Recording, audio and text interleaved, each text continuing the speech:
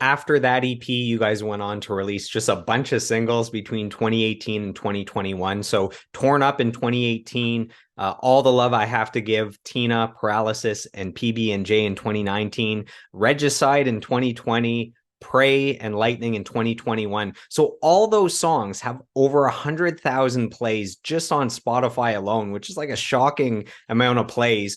And then the three songs, Lightning, Torn Up, and PB&J, have between 400,000 and 800,000 plays on Spotify. That is, there's like massive radio singles from like multi-platinum selling artists that don't have that many plays for their songs on Spotify. Why do you think people love those three songs so much? Lightning, Torn Up, and PB&J.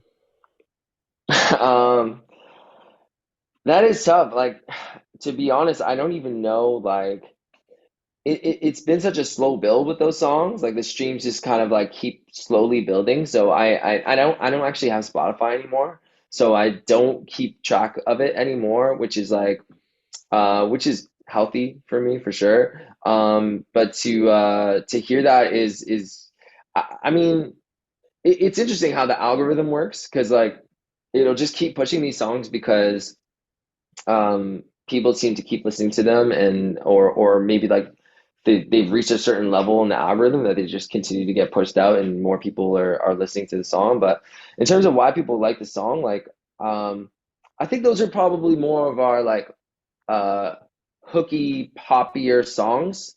So I think that's probably part of it, just like they're a little bit more wide-reaching songs. And yeah, I think they're all unique songs, but I guess they're all different. Like even if you look at like PB&J and Lightning, like they're very different styles.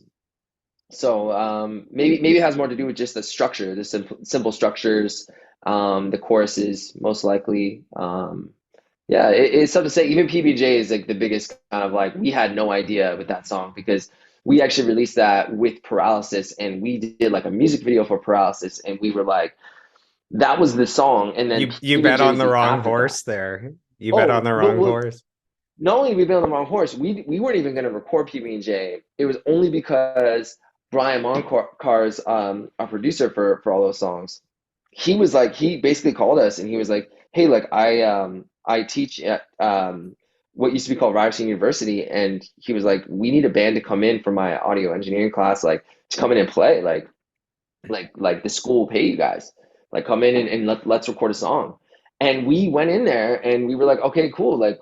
Let's just record PB&J then because like it was like another song like we actually at that time like we had a bunch of songs that never got recorded and that was one of them and there's the other songs that didn't get recorded still never got recorded but yeah like so PB&J was just like the I guess the best one of the songs we like didn't record and we are like let's just record this one and we recorded it for free at the university in one day and then it ended up doing what it did so it was like it's just so funny. It's just so funny that it happens that way because it just goes to show like you can spend all this money and like have all these plans and then it just ends up being songs a song that you don't even realize has the potential it has to do well on streaming, which again I have no idea how these songs end up doing well on streaming. It's so hard to even understand it, but I'm just thankful for sure.